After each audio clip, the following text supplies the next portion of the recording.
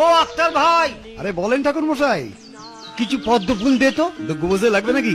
হ্যাঁ, এই ছেলে ছোকরার দল পুজোর সমস্ত ব্যবস্থা করেছে, কিন্তু ওই পদ্ম ফুল আনিনি। সে কি, পদ্ম ফুল ছাড়া দুর্গা মায়ের পুজো হয় নাকি? তা কত লাগবে বলেন? 108টা দে। 100টা তো লাগেই, আরো কিছু বেশি রাখেন। ঠিকই বলেছিস, কিছু বেশি রাখাই ভালো। পুজোর পদ্ম কি সহজে মেলে? ঠাকুর মশাই, এই একটা পদ্মের অভাবে রামের দেবী দর্শন, অকাল বোধন, রাবণ বধ। তুই জানিস?